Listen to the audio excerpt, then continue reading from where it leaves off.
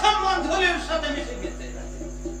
রাজ্যের প্রতিটি লোকের সঙ্গে তুমি করেছ বেঈমানি। মহারাজ, বেঈমানি আমি করি নাই, বেঈমানি করছেন আপনি।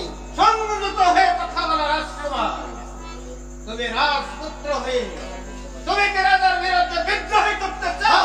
চাই যে রাজা অঙ্গীকার ভঙ্গ করে সমস্ত রাজ্যকে কলঙ্ক সৃষ্টি করে, যে রাজা পুরস্কারের দাম করে আবার গরিব প্রাসাদ রাজাদের ডেকে আনে, তাকে গলায় ধাক্কা দিয়ে প্রাসাদ থেকে বের করে দিতে পারে, সেই রাজার সঙ্গে বিদ্রোহ করতে চাই।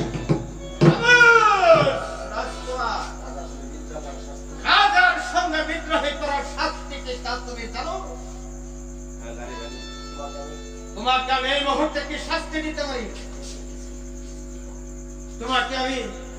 তোমাকে আমি কিছুতেই ক্ষমা করবো না। আমি ক্ষমা চাইতে আসি না মহারাজ, আমি আসছি শুধু জানাতে এই মেয়েটি সর্বহারা গৃহহারা, আর আপনি তাকে নিজ পাওনা হতে বঞ্চিত করেছেন, কিন্তু আমি তাকে বঞ্চিত করিনি। উপযুক্ত পুরস্কৃত করে সসম্মানে প্রাসাদে নিয়ে তুমি তাকে সসম্মানে প্রাসাদে নিয়ে আসলেও আমি তাকে কোনোদিন স্থান দেব না, কারণ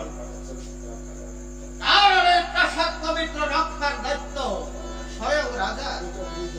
আর তুমি এটাও ভুলে যেও না, সে রাজা তোমার জন্মদাতা। আর আপনি এটাও ভুলে যাবেন না মহারাজ, এই মেয়েটি আমার জীবনদাত্রী, যার জন্য পৃথিবীর আলো বাতাস আমি আবার দেখতে পেয়েছি, অনুভব করতে পেয়েছি, যার বিনিময়ে এই মেয়েটিকে সর্বহারা গৃহহারা আর আপনার লোকজনেরা এদের বেদি গোষ্ঠীর জ্বালায় পুড়ে ছাড়খাড় করে দিয়েছে।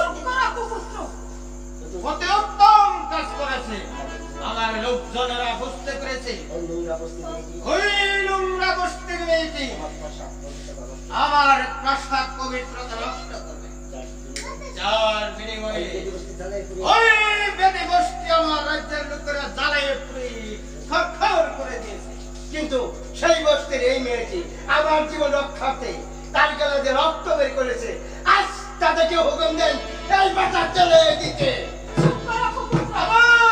রাজকুমার, তুমি আমার ধৈর্যের বাঁধ ভেঙে দিয়েছো। সেনাপতি মহারাজ, বন্দী করো রাজকুমারকে। মহারাজ, মহারাজ, বন্দী করো বলছি। আর সূর্য ওঠার অবধি ওকে জল্লাদের হস্তে তুলে দাও। যাও সেনাপতি, ওকে বন্দী করে জল্লাদের হস্তে তুলে দাও। আর কাল সূর্য ওঠার অবধি ওকে হত্যা করবে। আর